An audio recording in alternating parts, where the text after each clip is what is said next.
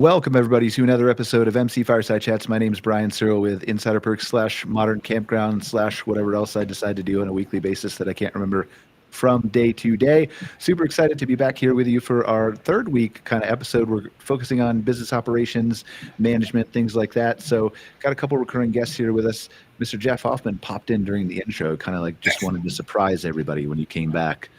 So welcome, Jeff. We'll let you briefly introduce yourself in a second. We have Mike Harrison, who's a recurring guest, currently in the car driving. So please. No. Undisclosed location. Undisclosed location. Please don't ask Mike any hard questions. Undisclosed location. You can ask me whatever you want. Okay. Sandy Ellingson's here as well. And then we have two special guests, Eric and Kelly, who introduce themselves briefly. But let's just start with our recurring guest. Jeff, you want to go first? Yes, my name is Jeff Hoffman, and my company is Camp Strategy.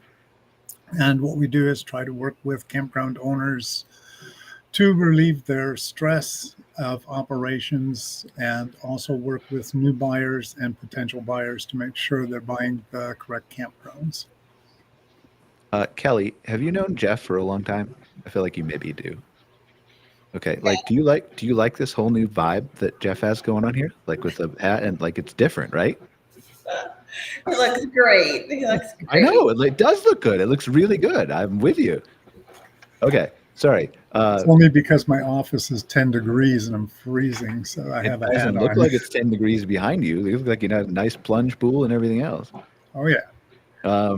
Mike, you want to introduce yourself briefly? Sure. Mike Harrison with CRR Hospitality. We own and operate upscale luxury RV resort and glamping resorts, as well as manufactured home neighborhoods, storage, and car wash. And we also do consulting, pre-development, and then third-party management for other owners as well. And if you've seen Jeff in a hat, I've actually seen him in a suit. So the hat looks better. I saw the picture of the suit in DC. The hat looks better. I think. I mean, you just got a totally different vibe. Sandy, you want to introduce yourself? I'm Sandy Ellingson. I'm a retired technology consultant who found her way into the RV industry as an RVer. And I serve as an advocate between the industry, which is those who make the RVs, and campgrounds. Mostly, I am a big advocate for my campgrounds, and I believe that none of us can succeed unless we understand the importance of our campgrounds and what they contribute to the entire experience. So I love doing that, and that's what I do. Awesome. Thanks for being here, Sandy. Eric, let's go with you first. Want to introduce yourself real quick? Yep. I'm Eric Stumberg. I'm the co-founder and CEO of Tango Internet, and we design, build, and manage wired and wireless connections for the hospitality industry, focused primarily on campgrounds and marinas and some other things. So excited to be here. Welcome back. We've had you on the show before, haven't we? I'm pretty sure we did. It's been a while, but we've had you here. It's been a while. I had hair the last time, Brian, just to let you know. So just kidding. But I like Jeff's hat, so I like if he turns it around, you got a Michael Jordan right there too. So I'll look forward to that, Jeff. It's actually, you know what? I hadn't thought about that, but that's good. Yeah, I think we should all get hats next time, just to vibe with whatever Jeff's outfit is every week. I'll send out a memo as to what happened. Yeah, we need a plan in advance because I got to go shopping. So yes, please, or at least have Amazon Prime deliver me something. Kelly. Hi, I'm Kelly Jones. I'm the Vice President of Operations at Great Escapes RV Resorts, based out of Houston. And prior to this, I was the Vice President of Operations for, at the time, Leisure Systems, which is the franchisor for the Yogi Bear Jellystone Park Camp Resorts. And prior to that, my family owned and operated the largest privately owned Jellystone in the system, and actually in the state of Illinois, the largest campground in Amboy, Illinois. So we got into this crazy business as a family in 1976 and have just been plugging along since then. How do you solve the fact that you don't really age every year? Because I haven't figured it out yet. I somehow get older every year and uglier. You apparently don't. I've known you for a long time. Oh, I do. Trust me. I'm a grandma now. So definitely definitely aging on a regular basis. Well, I want to start with you, Kelly, because I think, like, obviously the theme of this overall show is business operations and management. I think we definitely want to dive into the ways that Great Escapes excels at that and some of the things you do with that. But I'd love to start with just, it's kind of conference season, right? Yeah. With some of the smaller trade shows. I know you're a big speaker at those shows. How are they going so far? What are you, because that's a big part of business operations and management, is continuing the educational process, learning, networking, things like that, right? Oh, absolutely. Yeah, I mean, obviously we start in November. So we own a KOA and we own 9 Jellystones, and then we have 6 of our own private brand.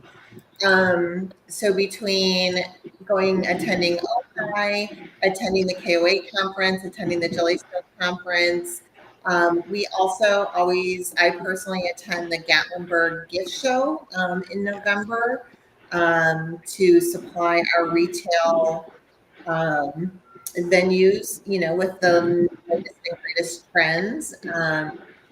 So November is packed full, and then come January, yeah, we start with the different state shows. I think last week I was in the Carolinas with Dee Whitting and her group, and was honored to be the keynote speaker there to really focus on team building and experiential team building. It's the first step in really providing top-notch customer service to our guests. And the week before that, we had all of our managers in our brand new Jellystone Park location in Loudon, Tennessee. We had all 38 members of the leadership at the park level come in for a week-long training, focusing on those exact things: team building, guest service, paying attention to the details. And one of the things that we're taking and continuing forward from our managers meeting is a weekly book club. And we're currently reading Unreasonable Hospitality by Bill, I'm going to butcher his last name, so I'll apologize, but Gadara. And so we have our kickoff meeting tomorrow, actually, to get started and kick off that book club so that we can provide that level of hospitality at all of our properties. I would love to dive into that team building aspect with you if you want to, real quick with me, because I think that's often, I don't want to say it's always, because there's obviously great companies like you who are focusing on it, but I think it's often overlooked in many businesses, not just campgrounds and RV parks. And I don't know, you can feel free to disagree with me if you want. I'm just speaking from maybe my own experience in the businesses that we've talked to. But like you talk about business operations and management, and there's always that, there's an efficiency layer, there's maybe standard operating procedures, there's documentation, there's all the things that typically you would think go into operations. But I think too many people are overlooking the team that goes into the operations that executes, and the SOPs and the documentations and all those things, right? So talk to us about why that's so important for you at Great Escapes. Sure. We just really feel that it sets the foundation. When we owned and operated our park, every once in a blue moon, we actually liked to take a day off as a family and, I don't know, maybe see each other and do something outside of the campground. And if you don't have that solid team that can provide the level of service you want to your guests on your property, that can work like a well-oiled machine, for a better word, your team and your business is really only as strong as your weakest link is, right? So by focusing at the beginning of each season and then throughout the season and building relationships within those teams so that they know that they can trust each other to not only do what's right for the customer, but to do what's right for the team, is just really crucial. And I think, I have started to do this workshop in a couple different venues in our industry, and the initial response from quite a few people is, kind of a roll our eye and team building. It's hokey, for lack of a better word. Like you're going to make us hold hands and sing Kumbaya, right?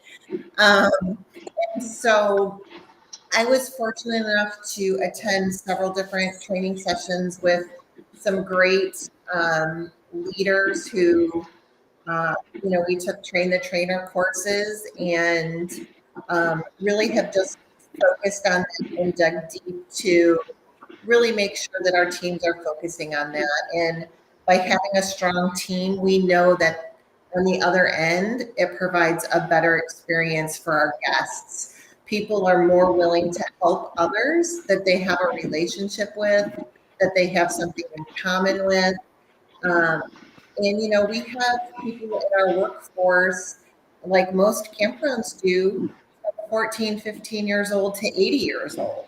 Yep. And so there's a lot of generational differences on work ethic, on even meanings of words. What does it mean to be loyal to a company? Looks very different to someone my age and older than it does to a millennial and younger. And not that either is right or wrong, they're just different. And so understanding those generational differences when you're trying to build a team is very important, and helping them to understand each other. We were all teenagers once, we were all young once, we all knew more than our parents did.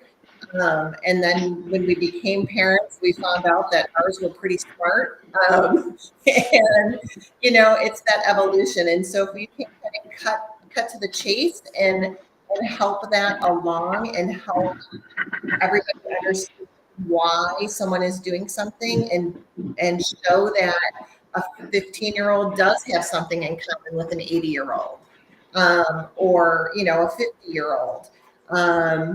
Your team will work better together. And again, the result of that on the other end is a better experience for your guests. So really just trying to make that base firm. I think what fascinates me about the whole team building aspect is that there's so many ways to do it right. There's obviously way more ways to do it wrong, but there's so many different ways to do it. Like I was watching, I think Tom Bilio's podcast the other day. I don't know if you guys have ever watched him, kind of a long form podcast, but he was playing a clip from Jamie Dimon, the CEO of Chase. This kind of an undercover recorded, like he wasn't supposed to be on camera, but he was cursing and saying the F word, talking about how he can't handle anybody working from home anymore because it's just not as efficient and nobody works together and not as a team and you can't communicate right. And like from my aspect, like my team's been working at home, either it was just me in 2011, right? But forever. And I feel like, yes, there are benefits. Like I agree with them on one side, but I also disagree with them on one side because I feel like, well, all of us could always do a better job. I think we do a pretty good job of putting an emphasis on culture, of getting people together in team outings and gatherings for dinners and drinks and things like that. But still, like being successful, like a lot of people say you can't do that from work from home. And so it interests me how there's so many different ways to approach the team building aspect. And I think it's really just getting, and maybe correct me if I'm wrong, Kelly, because you're clearly more of an expert on this than I am, but it's just getting people to empathize with each other, their situations, and the guests or the customer, and then working together to solve a common solution or common problem that you're trying to get to a solution for. Is that right? Yeah, it really is. And again, it goes to building that trust that your teammate is always going to do the right thing. And for the team, for the company, for the guest, and building that trust is the essential first step. And it's hard.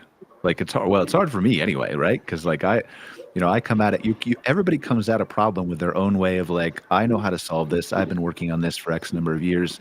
This is exactly how it needs done. But there could be 7 other ways to do it that are equally or even better than the way you thought. And so just having that ability to kind of let go and place that trust, like what's the exercise where you fall back and let somebody catch you in the arms, right? Or whatever. Having that trust exercise to know that is, I think, easier for some, harder for me, perhaps, but you're right. Like you have to get there somehow. Mike, you have placed a big emphasis on this at CRR too, right? Yeah, absolutely. I think, there's a balance. There's the on-property culture, and then there's the, if you want to call it, remote corporate culture. and they all have to integrate and be seamless. And as Kelly said, Brian, you're expressing it, and I don't mean to say it this way, but like as if it's commonplace and everybody does it. But I don't think that's true. Some companies don't focus on it at all, and you can see clearly where their Google reviews or their Glassdoor reviews or their Indeed. And so I think a lot of people take it for granted, but it has to be an intentional effort. And at CRR, for example, like our leadership team is entirely remote. So we work hard at having touch points, and we have live meetings on Teams all the time with video. We mandate it, which people chuckle about. We have virtual office every week, but then we also have in-person meetings at least 5-6 times a year to make sure, because you can't replace that water cooler talk, if you will. But we do, things like strategy sessions, but we always make sure we're intentional. We do axe throwing or, volunteer days at the Humane Society, just to make sure that we're reinforcing the culture and the communication with each other. But also, as Kelly, mentioned, and this is gonna be different for everybody, how do you manage a culture remotely, for your properties? We have in our budgets built in every property has associate recognition. And so we make sure that there are plans in place to do that. Every GM does it a little bit different, and that's okay because they have a style. But for example, this week is Random Acts of Kindness Week nationally, and so we have a big focus on sharing the random acts of kindness. Sometimes it can be bigger, maybe visiting the senior center and spending a full day, or sometimes it can be smaller, like holding a door open for someone. But I think intentional is the important word, that we embody. We do an associate engagement survey every year, which is very important to us. We're 25 points above the industry average. Our associates fill out a workplace survey for the state of Arizona. We're 2 years in a row top workplace in the state.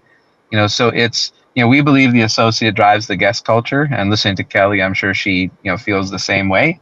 The associate needs to feel engaged and amazing about the place that they work in order to deliver those same experiences for the guests. So how do owners who are watching the show and maybe haven't put that kind of deep thought into team building, because as you articulated, it is very true. Like, I think, I don't want to say most, but a lot of people don't put intentional thought into the team building. So whether you're a campground that's large like a Great Escapes or a CRR, or you're an individual mom and pop with maybe 5 or 10 employees or even smaller, or you're a Jeff with just Greg and you guys are trying to do team building remotely, how do you, like, where's the starting point, right? Where if I don't know anything about team building, where do I start? But I can keep going unless somebody else has some No. thoughts. But go ahead. No, I was saying, go ahead. Oh, gotcha. I believe it starts with the leader, and it starts with your values. And are your values something that just gets stuck in the wall and never talked about, or do you live them? And you can have formalized programs and you can have informal programs. And as you're speaking to the campground owner that might only have 3 associates or 50 sites or 30 associates, it doesn't have to be expensive. You can certainly do formalized events, quarterly luncheons or an annual holiday party, but you can also do simple note cards that cost pennies. As long as it's thoughtful and that you reinforce it and that it's regular, I think that's the important thing. But it starts with the leader and the culture of the property /group /company. Kelly, you agree? Absolutely. And, there are a lot of great authors and great books out there that can help you get started. One author and speaker that I have used many times, his name is Jim Kane. His website is Teamwork and Team Play. And he has a ton of free resources along with, I know he's written over 16 books. And some focus very much so on how to build your team. Some also just focus, he comes from the American Camp Association world. So think Boy Scout, Girl Scout, church camps, YMCA camps. That's kind of where I ran across him the first time and saw him speak. And so a lot of the issues that those camps have are very similar to what our campgrounds have. They're seasonal employees. They're younger. They're trying to keep people entertained. And their employee base is also very wide and varied. So his team building ideas get people up and out of their seats. I know during COVID, he did a whole thing on virtual team building. So there's books out there on that. But that he's a great resource, and that's probably where I would point any individual owner to. Just Google one of his books. And if you want to do, in the South Carolinas, we've used quite a few props to do our team building. And you can order all of those through him as well on his website. So, he also has stuff to do that you don't need props for, but he's a phenomenal resource. So I would definitely point people in that direction. And that's, I think, the key takeaway for me is like, it sounds, if you step back and look at it from I have to build my whole team and build this whole culture and do all the things that Kelly has done at Great Escapes and Mike's done at CRR, that's going to be overwhelming. But if you start small with, just like you said, a Google search of this person, or go to ChatGPT and ask where to start or something like that, then like it becomes a little less if you take it in small chunks and then you kind of figure out where to go from there. And there's so many different ideas out there, right? Like, I mean, we could take the reverse. So we're talking about getting people together who work remotely. We could take people who work together at a campground and just put them in different cabins and have a virtual meeting to keep Eric in business at Tango. Because we got to have somebody like poor Eric. I mean, we're trying to get people together. It lessens the reliance on Wi-Fi. And I want to just make sure that he's taken care of over here. I mean, Brian, I just add, I think, so we've been a military-friendly company, I think, for 7 years. And when we talk about like hiring veterans, we always talk about having a mission and values that we're fighting for. So the first stop is, do you have a mission and do you have values that are worth fighting for? And I think Kelly and Mike were referencing that. Are they clear? Do you hire? Do you fire? Do you reward? Do you recognize based on, right, those values that are really important, right? So I think that's a big thing. A friend of mine was talking about kind of like, hey, you can't give away what you don't have. So if you're not developing your employees and you're not pouring into them what you want them to pour out, right, into your customers, it's not sustainable or consistent. And so I think that all those practices are really good. We are remote. We have probably 25% of our employees are remote. But we have a stand-up call every week where we all meet virtually, right? And we do some rhythms that are weekly, monthly, quarterly, annually, to try to build, right, and affirm the cultures that are really important. So that really resonated, what you were talking about, Brian and Kelly and Mike. So Jeff, even though I do like the remote stuff, it's helpful for the business. So you're not really need either. I'm just teasing you. We're going to get to Wi-Fi in a second. Jeff, how do you handle this with Greg? To two people? Do you guys like get together for casino night or go to the bar? Or Yeah, actually, we have a weekly meeting that we do. But one of the things that our company does is come into your business and try to teach you how to do team building, how to get organized, how to use some systems that will help everybody get together, create accountability. I find that employees, if they know what the goal is and they know how you're trying to get there, and you bring them along and include them in all the discussions when you're building procedures, they're more apt to work with you to get that done. And that's kind of what we try to bring to a business when we come in, is operating systems that will help you build teams within. It ends up being everything works together. Everything needs systems, procedures, and all of that. But that's what helps bring the team. I learned team building a long time ago when I was a kid and I played running back. Well, if those guys don't like you and don't block for you, you're going to die. Yeah. So it definitely takes teamwork to make anything work. And all of that is just getting together and working on what the problems are, keeping an ear open as managers and owners, and listening to your employees. They know the grassroots portion of your business. And they probably know the solutions, they just don't want to say. Why So do you bring think that, why do you bring think that everybody is in the in. human? Why do you think that is in the human psychology that some? Because I think you're very right. Like some people are, in my mind, it's I'm afraid that I won't be listened to, or I'm afraid that I don't have all the information and I might be wrong. Right. Uh, Everybody's always afraid to say anything, and that's how you can't. You've got to build it into a situation of trust where they have the trust in these meetings that they can open up and say what they have. It's very difficult. You don't want to go off as the dumbest thing I've ever heard, but you want to keep them engaged and then work with, because if they bring it up, for them it is a problem or there's an issue, something. So you want to have it brought up, you want to address it, you want to work around it. The biggest thing is to listen and actively listen and then interact with them about the problems they're bringing up and then finding solutions. If you can sit down and solve problem after problem with procedures and systems, eventually you get to run your business because you're not working on fires. You're working on growth. But I think that's part of building trust too, right? Like building trust for the employee that they have the ability to speak up, that they will be listened to, that they will be, right? Isn't that, yeah. So we're all, go ahead, sorry.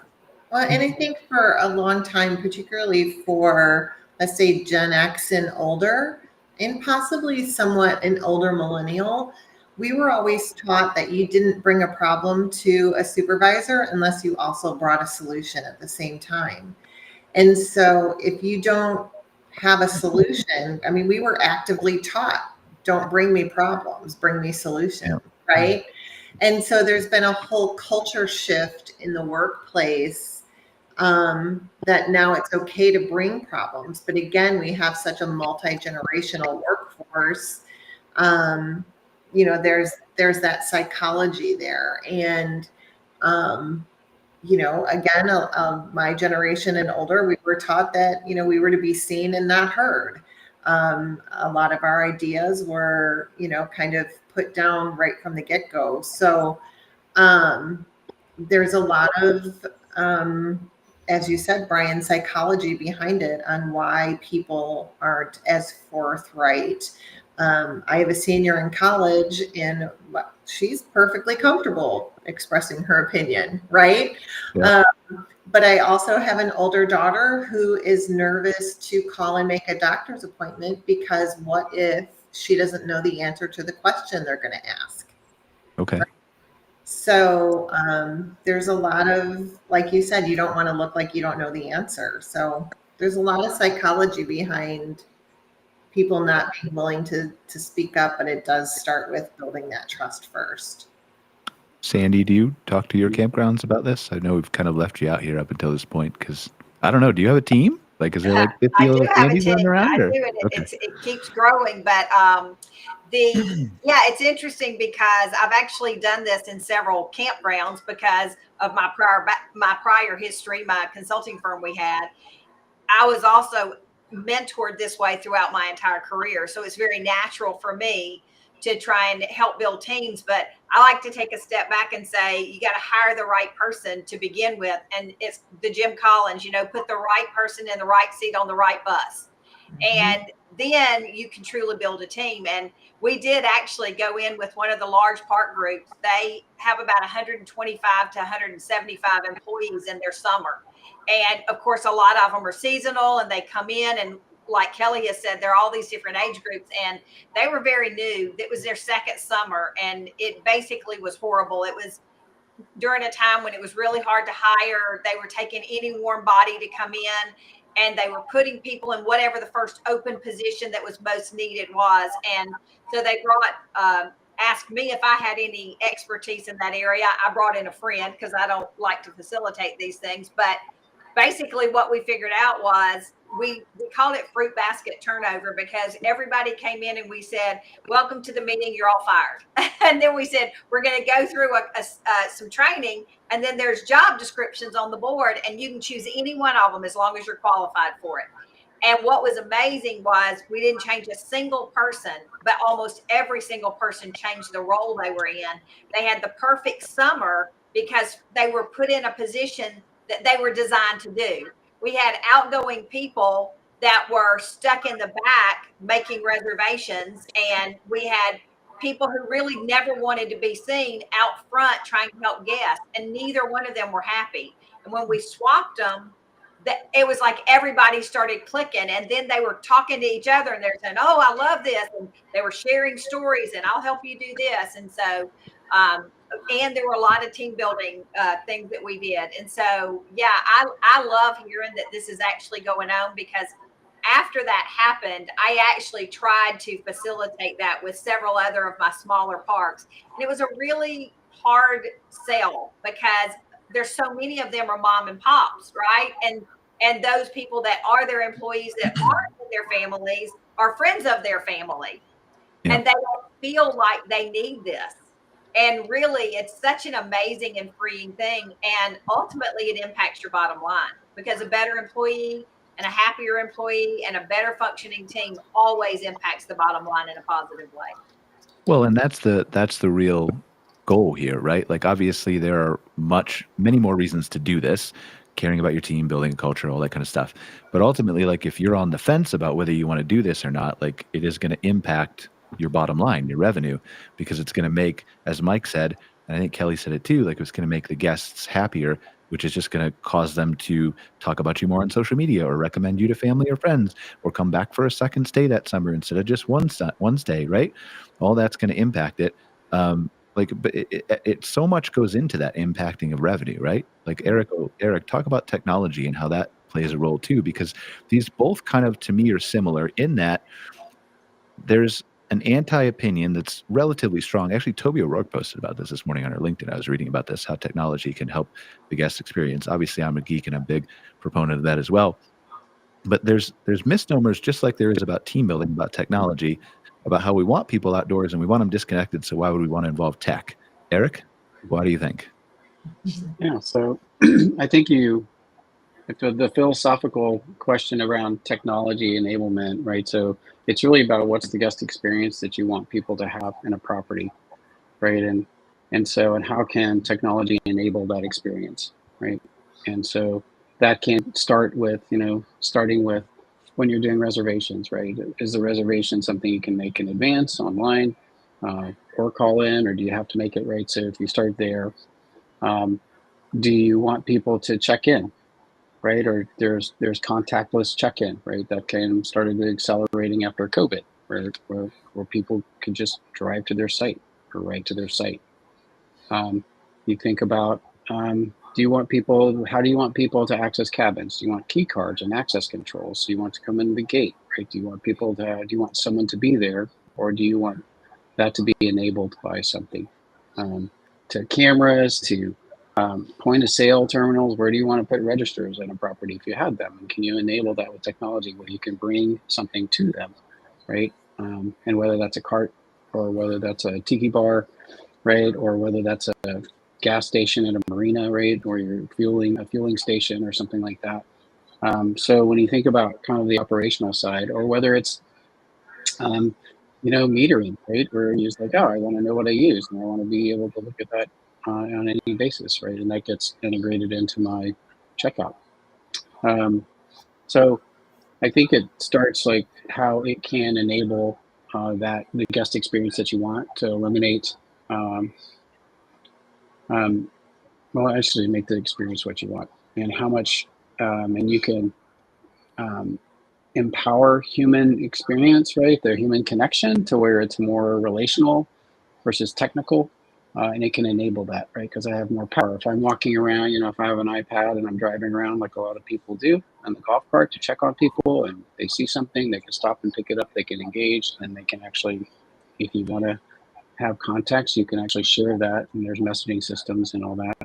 You can have camera systems that can identify people's license plates, and when they drive in, you know who they are, right? So, Mrs. Smith is here, and you can walk, hi, Mrs. Smith, how you doing? It's like, how do they know who I was? It's like, well, so there's a lot of things that can help people be known and give them a great experience that they want. And I think and that's just from the. I didn't know which direction to go. Okay. I mean, I think that's the key here is that, Kelly talked about the mindset of how when we were, well, maybe like, I don't know, I'm old too, but I don't remember having a job. Like I had a job at Target. I'm sure I was treated terribly at Target way back when. Shout out to Target, who's not in Canada, so I can say that. But like there was a different mindset when we were growing up through our jobs, right? Like to bring me a solution, don't bring me a problem. And so just like that has changed, I think the same thing with technology has changed, where we need to focus on technologies that both enhance the guest experience and enhance our operational experience as business owners. And I think that's the key, is figuring out how to balance that. I'm a big advocate of that. Toby was talking about that on her LinkedIn post this morning. Great companies like Camp Map and Road Trippers using AI and stuff like that.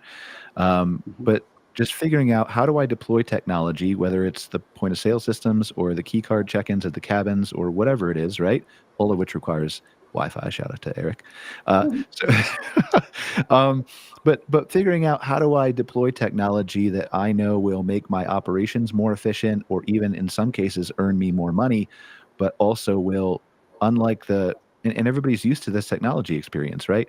But also will make the guest experience better, because we're used to, I think in the past, given the way companies have deployed technology, look at phone systems, where you get stuck in a call branch forever, or you talk to a terrible AI chatbot, which wasn't even AI way back when, right? That can't even understand what you're saying. Or in the case of even UPS today, you can't actually get to a human no matter what button. I've tried, trust me. And I'm pretty tech savvy, and I can't get to a human. But it's that. Would you agree, Eric? Or yeah, so I was thinking about, like, if we looked at check-in processes where it was just normal to wait in line. There would be maybe 5, 10, maybe 20 RVs that were in front of you, and you just waited 3 hours, or you waited an hour, and then people would walk out. Right? That's just how it was. And it's like, oh, is that how you want the guest experience? And you think of Disney, changing line management and queue theory and things like that, and how we can. I was like, oh, well, how do we change that? And if we did that, would that improve? And driving with people to their site, right? And so they started making like innovations. And so I think the same thing. So I just started with some of the operational side, Brian, because that's when we talk to our customers, these operators, those operational requirements are really central to the technology deployment and the infrastructure around their internet. And so it's like, oh, and so we now asking, well, how are you thinking about this, and what are you doing, and how does this integrate with the technology solutions that you have at your property, and bringing some of that integration and ideation, right, with not just how do I connect to the internet, and how do all the devices that I'm bringing, and how fast should that be, and what do I want the the login experience to be, and managing a great, consistent, or whatever the brand experience that you want to that property. But it's also, how does it support the rest of the business too, because all of those are this part of that same guest experience. Although it's easy to say the internet stinks, but you'll hear it differently. Well, the line was long, the internet wasn't great. Gosh, I had to all these pieces that could be solved through some type of enablement, right? And there's a lot of really exciting ones that are happening right now. So. And it takes that first person to do it, right? It takes that first campground owner to say, maybe we don't have to stand in line for 5 to 20 people deep with RVs pulled out into the street blocking traffic. Maybe there's a better way to do it. And then it goes from 1 to 2 to 4 to 6 to 15 to 30, right? And then the whole experience gets better across the industry. Mike, how do you think about this at CRR? You and I have had some conversations about technology, smart homes over the years. How do you approach this at CRR? I can't hear you, Mike. Muted. All right. Well, let's. Can you hear me now? There we go. Yeah. Oh, sorry. Yeah, I mean, I think technology is an enhancement. It's not a replacement. And so, there's a lot of discussions around, the full AI integration and take all of our jobs, and it's never going to replace a human. Can it replace tasks in some jobs, and can it replace maybe some roles? Certainly it could. And I'm not just talking about AI, but whether it's, the online check-in experience or enhanced Wi-Fi or, AI voice, or all those things are going to be great tools. But, similar to Toby's, LinkedIn post, our belief is we want to lead the industry and evolve the industry to the modern world using technology to make our lives more efficient, to be on the cutting edge, to optimize, to bring convenience, to the outdoor hospitality world. But at the same time, we're passionate about experiential hospitality and focused on the guests, and that's how we distinguish ourselves. Now, generationally, and Kelly alluded to this a little bit earlier, you do have to understand generational differences, right? The baby boomer generally wants touch points, needs to talk to someone. Gen Z, they're happy if they check in online, they go to their cabin with an automated lock check-in code, and they never see you. But you still need to be able to provide, both experiences, to make sure that you're hitting your multi-generational needs. So we're passionate about technology. Insider Perks, is one of our partners, and they're rolling out Camp Vantage, which is going to be really, I think, game changing for the industry. Camp Spots rolling out their revenue management platform. So I think the industry absolutely has to evolve. Traditionally it's been lagging the hospitality industry, but things like revenue management will catch up. However, things like Camp Vantage are going to lead the hospitality industry that hotels aren't really doing yet. So I think there's an opportunity to do both, utilize and leverage and enhance technology for the properties, for the guests, and for the associates, while still delivering an outstanding customer experience. Jeff, how do you think about this at Camp Strategy? Because I know that there's a lot of things that you've learned over the years that still hold true today that should still be practiced and kind of reverse balanced with technology, right? So how do you approach that with your consulting? Technology has made the industry more interactive and allows us to get information quicker, allows us to do online reservations. It frees up some time. But what I want to see is once we're freeing up that time, I want to see our staffs have more time to interact with the people that are coming to the sites so that they're not outwardly stressed when people show up. We're doing our check-ins are all on tablet. When the guest arrives, as long as they've had the reservation, they don't even go into the office. We want them to go directly to the site. The person checking them into the site checks the whole site, talks with the guest to make sure that they're happy, and then they book them. I know that we don't get by doing that, we may lose some store sales, but I think getting rid of the stress for our campers checking in and getting them to their site and just getting them set up, I think eventually it's going to pay off, because then they will relax, come up to the store, and probably buy more because the kids aren't screaming. Yeah, there's more time for you to get in the yogi suit, Jeff. Walk around and sell some store gear and merchandise. Yeah, you do realize that's why I always owned KOAs to begin with, because I knew who would be in the bear suit if I owned a Jellystone. Me. It was me. Yep. And now I have a Jellystone, but it's 4 hours away, so I don't have to get in the bear suit yet. But I'm curious, like when you do your consulting for your different clients, Jeff, like somebody comes to you and says, either I'm developing a resort or I'm rebranding, I just bought this for the first time, and they don't know what to do. What strategy do they take? What technologies do they adopt or not adopt? What old school practices do they keep around because those are tried and tested and proven? How do you approach that? Like obviously it's different client to client, right? But just a blanket kind of guide. Yeah, a lot of it depends on type of campground, whether they're all seasonal, if they're all transient, or if they're a mix. We're also looking at different, as you know, there's so many PMS systems out there. Each one kind of satisfies a niche in the industry. So we'd be looking at different PMS systems, and what are they going to do for the people? The old school part of that is, your facilities, AI can't do those. You're still going to have to keep your facilities up. You're still going to have to keep your grounds up. And you can't change your employees. So we definitely are in there preaching about guest satisfaction, loyalty to the guest. I try to tell, when I own businesses, I told people I don't have any money. If people do not show up through that gate and pay us, none of us are getting paid. So your loyalty is not to me, it's to the guest. And that's kind of what we try to make our clients understand. The main thing that they're selling, their product, is their campground site. Everything runs off of booking that site, all the amenities, all the activities, everything else. The main ingredient of a campground is getting that site occupied, and everything else flows from that.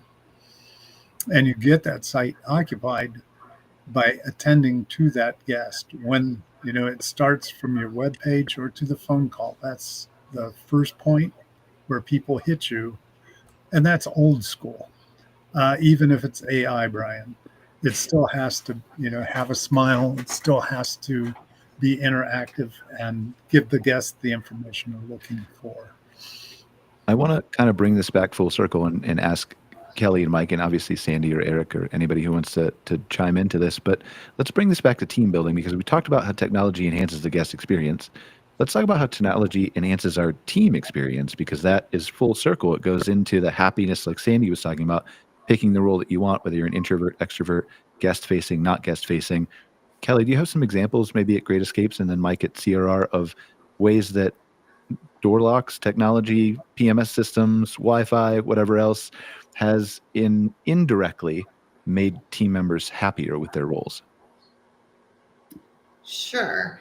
So I just want to say, I was doing some research when I worked for Leisure Systems, and in 1987, one of the topics for symposium was, should you invest in a small business computer?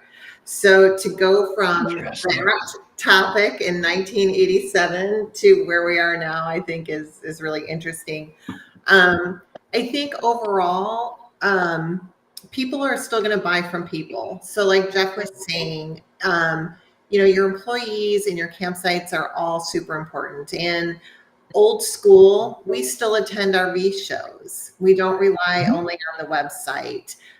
We know that campers are more social. So even when we're leveraging technology, we still have the personal component. We may be doing a scavenger hunt using Campers App's technological scavenger hunt, right? We still have the activity person out there doing, the hype, if you will, for the activity. I think most importantly, most campground owners and operators, regardless of if you're a multi-park owner, a franchise, or an independent owner, historically has spent 90% of their time working in their business and less than 10% of the time working on their business, because they didn't have the correct technological tools to work on their business, right? And it took too much time to go dig up that report and all of those things. So I think with how technology has improved and the reporting that we can pull out of our reservation systems, the reporting we can pull out of our point of sale, the reporting we can pull to see how effective our website is being, right? It allows us to actually be more productive when working on our business versus just always in our business. And most campground owners that I know and have known over the years, all of us are very hands-on operators. And it's challenging for us to take that step back and really, I would rather poke myself in the eye than look at an Excel spreadsheet, quite frankly. Same, I agree.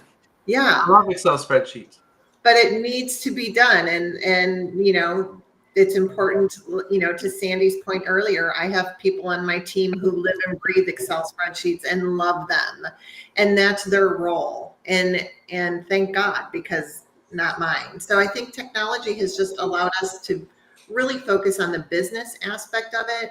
And as, you know, Mike said, the campground industry as a whole has been late to adapting to technology because it is so a socially based industry. And so as we become more technologically advanced, we're able to work on our business more and make better data-driven decisions, which is better for everybody. But it goes into every aspect, right? Like I'll use one of your examples where you're talking about activities.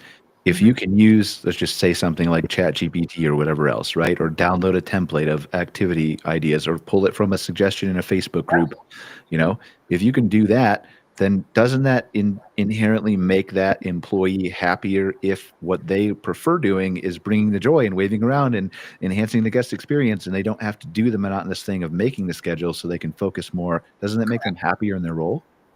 Yeah, correct. I think there's two components to it. One is what provides a smoother operational experience for the associate, which helps reduce their stress and burden. You know, our associate engagement survey, we just finished it up. Our number one scoring question at a 97% was, you know, CRR is a great place to work. For 3 years in a row, our bottom scoring question is, I have enough tools and resources to do my job.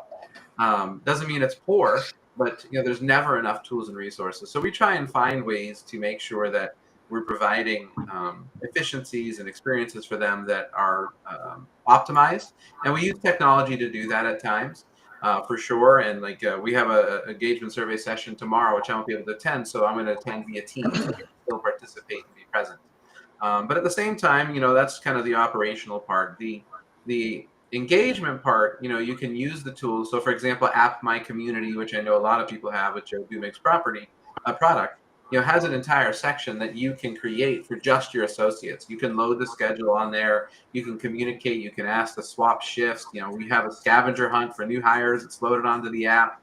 You know, so it's a great tool to use for associate engagement. Or, you know, if you're familiar with Flipbook, and I know this sounds so silly and basic, but we use Flipbook for our quarterly associate newsletter, you know, because it just feels much more modern and engaging, and feels it's easier and quicker to put together too. That's what I'm not just talking about AI. I'm talking about all the things you're talking about. Right. And so, yes, efficiency is important, and efficiency so you can find more time to focus on those things are important, but also tools, you know, so the associates and managers can do their job better, and tools so that you can drive more engagement. So, you know, it isn't a one answer fits all, because there's multiple ways, you know, to use technology to your advantage. But I was reading a customer survey actually yesterday for Coachella Lakes. And, you know, one of the comments was, you know, the guest had gotten locked out of their own RV, so they're trying to find spare keys. And the maintenance person, his name was Victor, you know, they mentioned the maintenance person came over and, you know, waited with my rig while AAA came and, you know, wanted me to help, and they escorted me to, you know, and technology can never do that, right? I don't know why my camera's all funky, sorry. Okay, but the empathy. Yeah, technology. Technology will never replace that. Right. So you have to continue to focus on what technology can do to help, but Victor can never be replaced. That sense of human touch and compassion, empathy, care, physical, be there, that is what we do, right? Correct. But you can give Victor more time to do what Victor did in that instance, right? Sure, we get the point, Brian. You can No, have more again, time. I'm talking about all the things you're talking about, the flip books and everything else. That's what I'm trying to say, that it's way more than just what I'm focused on, right? It is, but I think there's the balance where, and I think this is where and Toby mentioned this, the cautionary tale would be, don't do it too much. Don't, you know, replace the human. Don't, you know, do it at nauseum so that you know, exclude the customer experience. There has to be the balance. For sure. Yeah, 100% agree. Hey, Brian. I mean, I think the tools really resonates, because when I looked at, like, we did an ERP deployment about 2 years ago, because there was just, when people were talking about the amount of toil they had to get disparate pieces of information, they were spending 25% of their time just trying to get data versus actually do things with it. And just from a satisfier of your job, reducing toil is a really nice satisfier, enabler. It helped, this, I don't know if this is the right way to think about it, but a lot of the times in our business, manager is our teammate in one sense. So one of the tools that we gave to teammate was this manager app. A lot of times, you can go to some dashboard on a website, but we found people wanted to know, hey, is everything, who's connected? Are there any openings? And if I need to connect somebody, I don't want to call them, can I just text them? So we built an app that had an integrated ticketing system. So they had statuses and all sorts of things, right? To give them at a glance. If a guest at a property said, hey, what's going on? It's like, oh, well, there's 130 people on and they're fine. Why don't you call this number? And they're like, great. And so those are things that kind of, I guess, better tools and equipping people and reducing toil. Super helpful.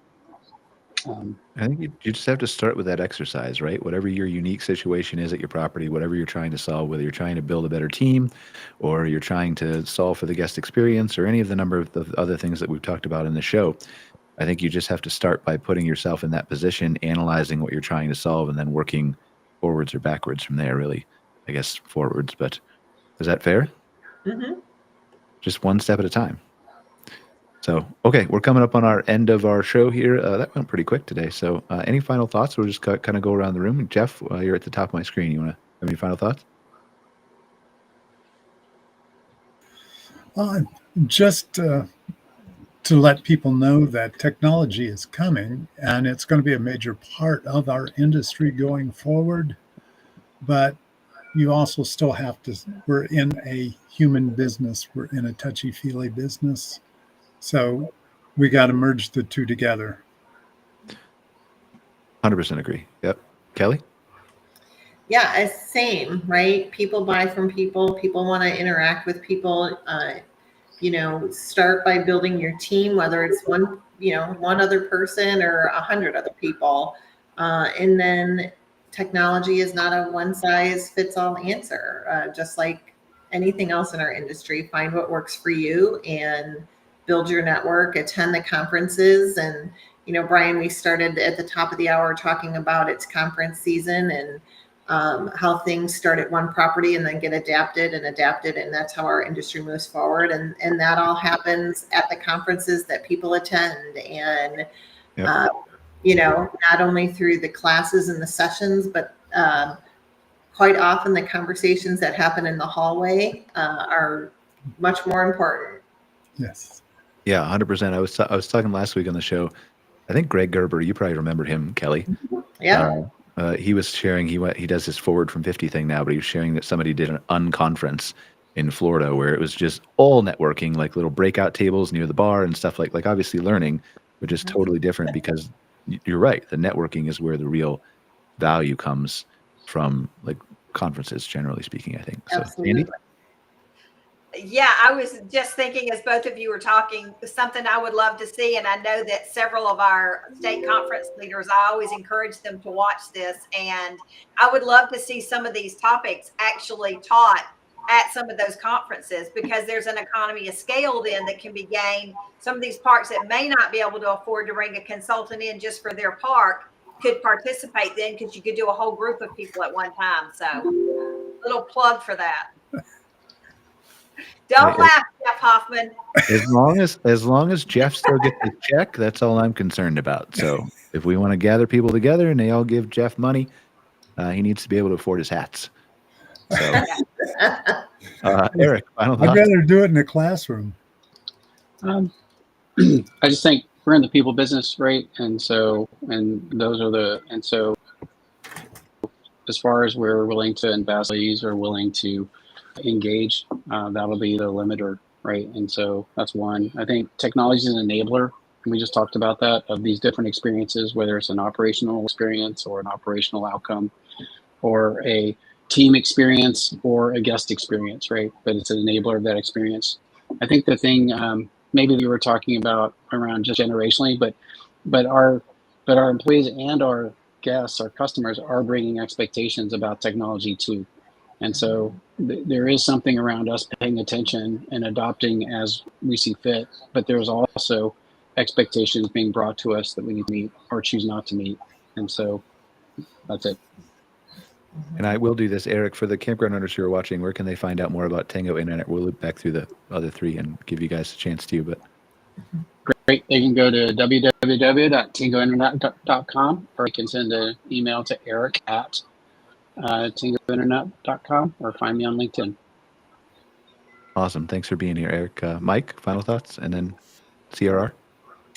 No, I think everybody said it well. I don't need to restate it. I just appreciate the discussion. It's a great one, and it won't stop. Where can they learn more about CRR Hospitality, what you guys do?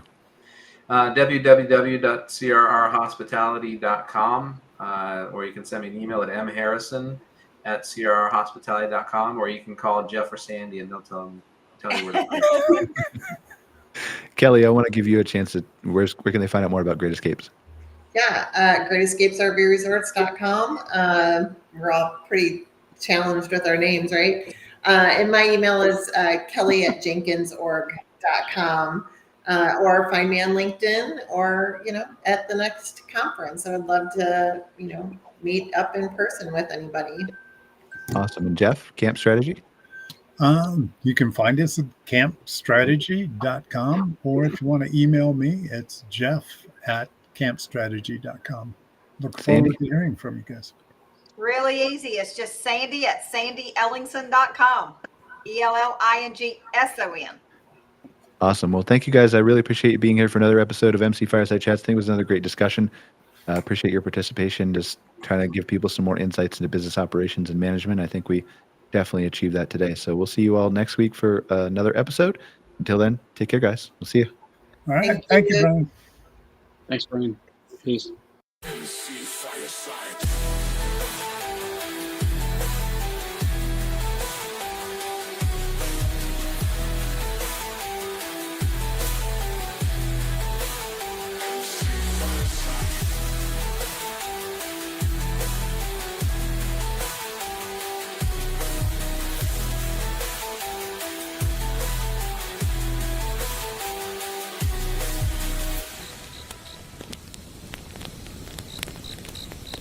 MC Fireside.